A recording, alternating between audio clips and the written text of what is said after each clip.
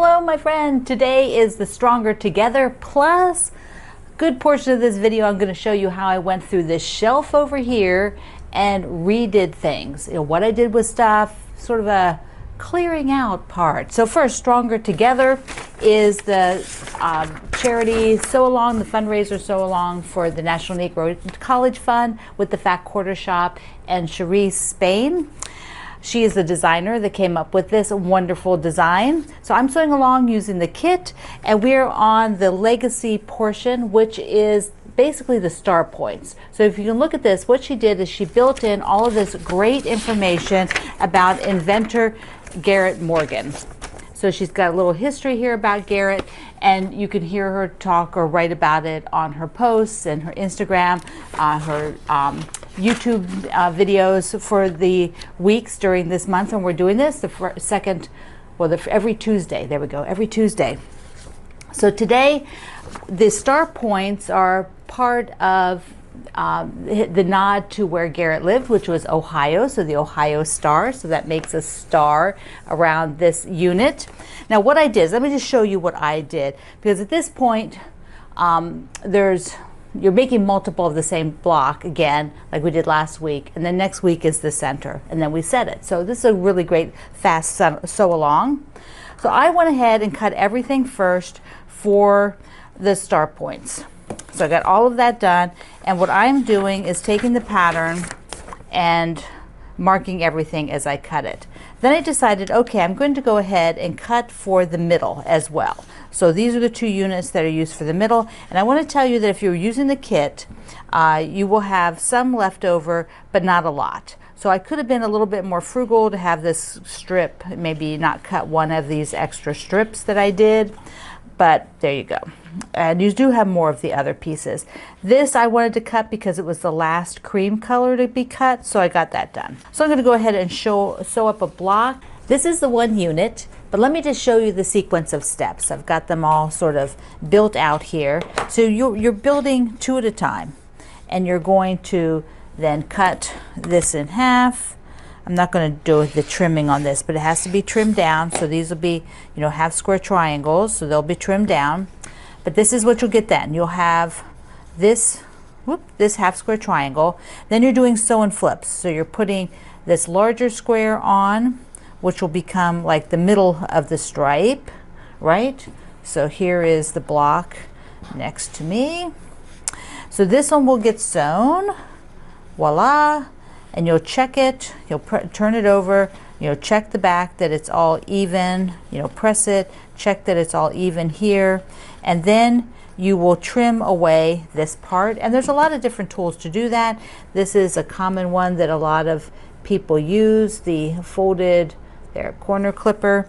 And when you use that, you're basically putting this line, it's kind of like got the arrow. You're putting that on the seam, and I'm sewing with very light color thread, so you can't really see it, but you put it on that line, and it will trim it. You will trim it, and then you're going to have all these extras, which I don't know. I might try to put them in the border. So now you have this section. You'll press that out, and then once again, you will have a square. That square will come down here. You will sew. You will press it over, check that from the back that it's even, and then cut that away so that you'll have this. And then these get sewn into two-part units.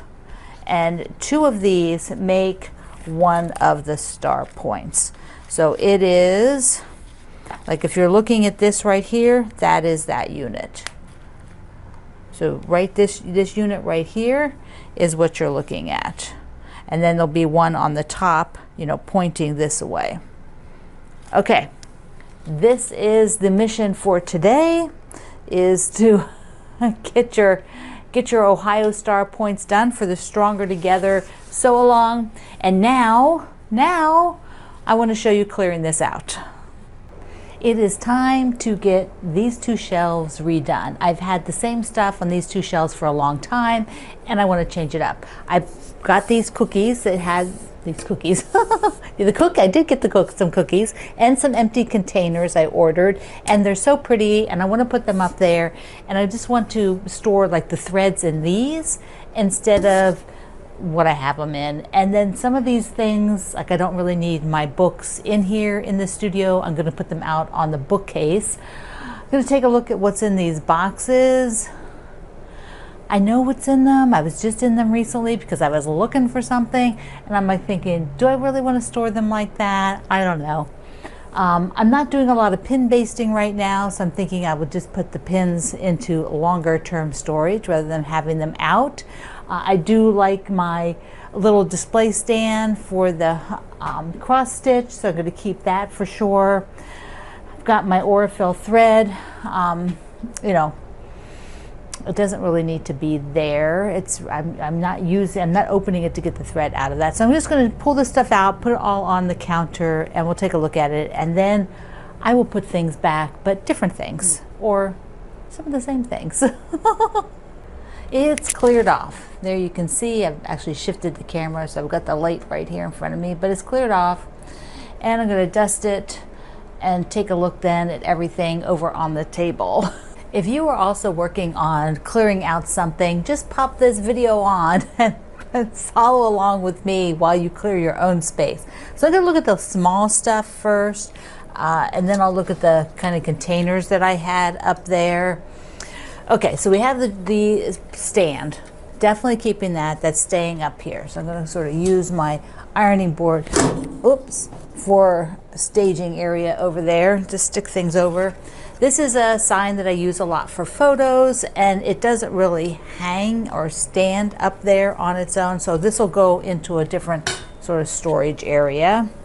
Now this is something that I purchased at an antique store, you know, like a junk shop kind of place, and I thought it was kind of like those old-timey, you know, like a microphone. I just thought it was cool because I was doing a podcast at the time.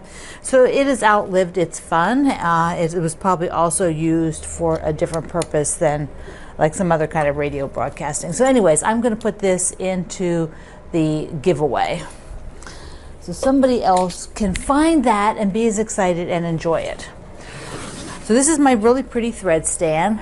You put your spool on here, your thread cone on here. Here we go, got an Aurifil 40 weight there. I use this when I'm using the tiara. Sometimes, you know, sometimes I've used it when I had prior machines. Now my Solaris, my Baby Lock Solaris, I don't really need this because it's got like a thread cone system that goes on the top, and so I really don't need anything extra, but it is so pretty. So I'm probably going to put this one back up there just because it's so pretty to look at. Okay, I'm collecting spools. I did this last year. I forget how many I had, but I thought I'd do it again. But this is my sourdough starter jar. This is the jar that I got to do sourdough starting. So it doesn't need to carry these. I'm going to put the empty ones in one of my new tins, which are also nice and stackable. So see, they stack really well, and I have, I think, 3 large ones and 2 of the smaller size. So I will just put the spools in one of these, and there we go. So this will go back into my kitchen. So if I decide to do sourdough again, I will have it. A couple other things, the same thing with the thread. I've got a bunch of thread stuff here. Let's take a look. Because I have thread all over the place, which is really kind of a problem. So I have thread kits with Aurifil. So like here's my perfect box of neutrals, and then the small box, here's the small one, and this is the large spools, the regular size spools. Oh, there's one missing. I was using it. Okay, I had these on the shelf. I don't really need them up there. These are ones that I go into, but I also have an entire, and same with this, I also have an entire drawer that I pull out over there, which has thread in that I use, and then I have these colors in these red bins. I have a lot of thread, so I'm going to put these over by the red bins. The little this little jar will just go back into my cupboard, little canning jar, and then these threads will go over on the shelf. I have like an archive box of all of my threads that I've done with Aurifil, so I will just go put these over there, and if I already have an archive box of this, then I will just take the spools out and use them. So all the thread stuff will go someplace else. I don't need it up there. I can put it in the drawers or where it's more useful. Now the other things, I had a small wool mat up there, which is a super cute size, but I find that I don't really use it that often because I have the big one here on the ironing table, so I'm usually using the big one. This is more like what I would call like a travel size, so I think I'm going to put this and store it, just go put it up in my storage area. And then I have a really pretty BU, right? Exactly. So this is like a tray. I'm going to look and see whether I need a tray somewhere where I'm collecting stuff that I can use it rather than just having it stacked over there. Okay, I mentioned these in the other video where I'm not doing as much pin basting right now because I'm not basting my bigger quilts. I'm sending the big ones out, and I would tend to do this with the bigger quilts. So I am going to go store this container. I don't need it. I don't need it in my space, taking up room. And these I do use. These are clothespins that when I hang my quilts out on the line outside, or when I'm putting them on ribbons here, different things. So this will stay because I actually use this all the time. So we're kind of getting through here. Now a couple of things that are just for fun that are up there is a beautiful mug that my dad and his wife brought back for me. Isn't that gorgeous? Someday I will go pop over to England again. I haven't been there since I was a teenager. So it's been a long time. And then I have this really cute stand that I use for some photography and my little saying. And then this is from Jenny Smith that she sent to me, this gorgeous little handmade thimble, which is so beautiful. So these things will probably go back up there. I kind of like them. So that'll be that. Now I did have, I have this lunchbox, Ruby Society lunchbox, and there's nothing in it. So why do I have it up there with nothing in it? I think I had it just to look at because I like the graphics on it so much. So I think I'm going to take it and put the salvages in it and get rid of some of the little boxes of salvages. I have like several boxes stacking up now. So this will do, I will put some in there, put it up on the shelf. This is just, it was an empty box that I was using to get height. So this could go. This is a bigger box for salvages too than what I have up there. So I need to look. I've got 4 boxes up there with edges. I don't know if they all have edges, but I need to salvage edges. So I need to do something with these. Now I probably will put this back because I do go in here and get into this. It is both the triangles on a roll and the papers, the foundation papers, these like basic ones. And so I like having those available. It all fits in here really nice, and when new ones come out, I put them in here so that I can get to them. And like I have like a sample block here. You remember this guy? Remember the raccoons? Yeah, this one, so cute. And then I was messing around with the square and the square. All right, so these guys, this thing will definitely stay up there. Another one that's up there is this bin, which has the Pollinate, which is an English paper piecing quilt by my friend Kitty. Where's a picture of the whole thing? So I don't have a picture in there, right? But there's different parts to it. As you can see here, parts of it. Lots and lots of different shapes, and I think I showed you this whole thing. Here we go. This was a kit at the DIY Addict, so that's where you can get that kit. Oh, see here, there's some hummingbird fabrics all of you sent me. Look at this. See, this stuff is in here. So I don't know. This case, I'm not working on this right now. So, and I don't intend to work on it this year. I don't think I will. If I work on an English paper piecing, unless I change my mind, I probably will just get out the ones for the flower, grandmother's flower garden blocks that I have and work on those. So I think I might take this bin and put it somewhere else, except that it just fits up there nice because that red basket sits on top of it, and it doesn't take up extra room that way, so it most likely will go back. Okay, so there you go. Now I have 4 red bins here, and these are, there's 2 this size and 2 a little bit bigger. I'll just sort of take a look at each of these. I pretty much looked at them the other day, but they're sort of special things that I'm saving. Why they're in these bins to save, that's just what I did, whether they need to be. So here's a bunch of Heather Ross fabric, and I like her fabric. It's just got this very childhood, whimsical feel to it, and so I buy pieces of it, and I basically just put it in here to keep it together. So if it's not in here together, it has to go somewhere else. So right now it might just stay there. Here I have, what is his name? Well, there's some Tula Pink fabric under there. And this is, here look, the koala bears. This is an artist and I can't think of his name. And I know it's on the edge of something. There's just, all his fabrics. And I think I bought a bundle because he licensed it periodically. Charlie Harper, I think that's his name, Charlie Harper. So that's a lot of his fabric. And then I'm not sure what's in this baggie.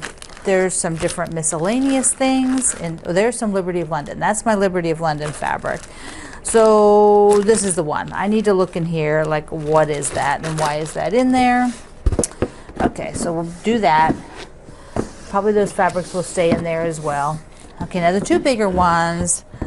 This was a project, okay, this is going to get emptied because this was a project that I thought about doing for my brother and his wife, and then they changed the look of their room, and so that didn't happen. But here are a bunch of blocks that I was playing around with. They're basically all the same. They like things kind of minimalist, and they like them very symmetrical and even. So I was doing the same blocks, and now I'm not going to do that. So this whole thing will get emptied. So somebody asked me, which I thought was a fascinating question. They said, how do you empty a bin? So I'm sure that question, there was a little bit more depth to it that didn't come across in what they wrote in the comment. So I'm not really sure where you were going with that question. So when I will empty this bin, I will take these and decide, do I even want to keep them?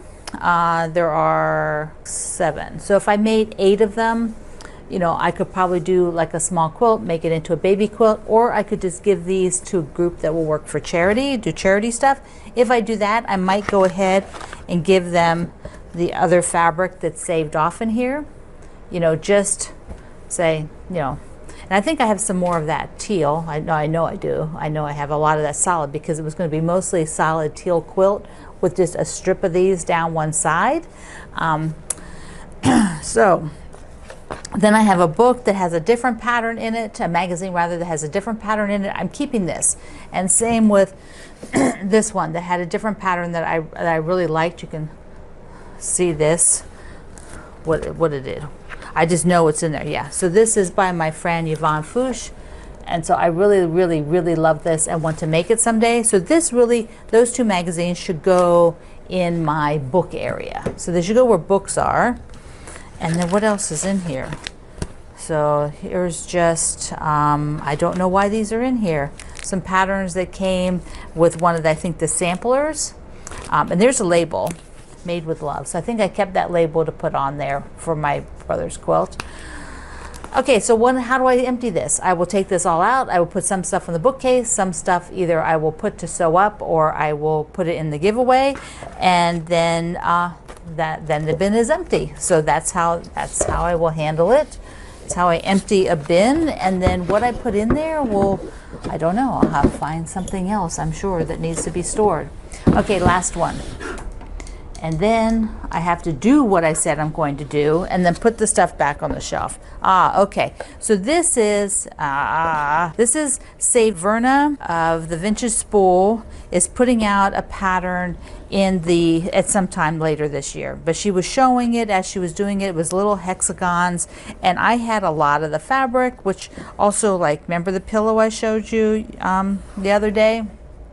I had the fabric from that, and there was just other fabrics that I already had, so I pulled together kind of the colors she said she's going to use, and I put it in here. Now, the quilt that she's going to have is English paper piecing, a bunch of hexagons with a lot of detail. None of that is something I normally do. So when it comes out, I will buy the pattern and I will put it with this fabric, and then someday I might work on it. I don't know when that day will be, but when all that happens, you'll see all this again, because I'll get all excited. Maybe I'll make one or two of them. Maybe I'll get into it. Who knows? But I know it's not the style I normally work in. So when you know that about yourself, you're like, the probability of me doing a lot of that is small, but I might do some. Maybe I'll do enough for a little wall hanging, or who knows? Who knows? I might just get in the mood and get into it. But that is what I need to go through now. And so I will go finish up and then show you the shelf again once it's filled. But there it is again, empty, empty, empty. The other two are working, so they're fine. But those two are going to get a refresh. So excited to have it done. Here are the 4 bins that have salvages in them. There's 3. I'm sorry, 3 bins. 1, 2, 3. This 4th one is not salvages. So I think what I'm going to do is take what's in these two smaller ones, and put them in this lunch box, this super cute lunch box. And then this one is already full, so then I can keep this other box here for more of them. So what do we have? You want to see in here? So this one's pretty full. A lot of you, when you send them nice and folded and tidy to me. So I have just sort of kept them like that so that they can just be moved into here. Okay, so that's a nice box, but it's a little bit small. This one is full. Well, I could probably jam some more down here. Like here's one, and I could probably just jam it in there. That could take just a little bit more. This is the great card file that I got, so the card file box. And then here is the sampler that has full, not totally full, so that these can be relocated. Go. Not sure. That one has something special with the paper, so we'll just leave the paper. Okay, so this is empty, so that can go in the recycle for now. And then I will have these 3 that I can be saving the salvages in. Okay, and they can go back up above next to my design wall. Now this one has half square triangles. Lots and lots of half square triangles, because I had this idea that I would save them and do something, and they just keep coming and coming. So I think I'm going to bag that idea and put them to the group who will take things, my friends group, and let them all have them, because it's going to be a long time away project for me, and I just don't need to be storing them. Somebody else might get some super big inspiration. I do keep some half square triangles in with the extra blocks that I have, the leftovers or the test blocks or things like that, blocks I just didn't make anymore of the project. So they are, these are mostly smaller ones, and I just, that idea, if I decide to do it, I will generate more of these. I generate them all the time, so I can just let them go. So that'll be good. So I've got that kind of pared down. Now, over on the shelf, so I've pared it down some. I put the tins in there, so now I have the tins that the cookies came in, and I can put thread in those, or I could put other things in there. I put the card box up here, and the thread keeper. So this is the floss keeper. I got a second one of these, so I can stack 2 floss keepers now. And these drawers just slide out super nice. These are from the Fat Quarter Shop. And so I can just take this out and take it to the table now. They were over on my counter by the Jubilant, and I just want to free that counter up. And so this one has the smaller cross-stitch patterns. I'm keeping in there anything that's smaller. So this will have all the small cross-stitch patterns, so they don't get lost in the shuffle of the bigger size. And one of these is empty now, so that's good. And I sort of decluttered a few of the items up there, so now it's just sort of a little bit more open, just as a display. Way up on top, which I don't know, I'm going to lift this whole thing up. So way up on top there, I have a little sewing box, an old iron, some gnomes, and a little old sewing machine. So someday I'll take those down. Like maybe I should dust up there so I could take them down. Okay, that's a wrap. I hope you had fun with this. It was nice to kind of get it all, a little bit more pared down, a little bit, change it up just a little bit. The books went over in the bookshelf. Okay, so my friend, I love you. Mwah. Thank you for being here in the Sloan Zone, doing a little organizing. I will see you online.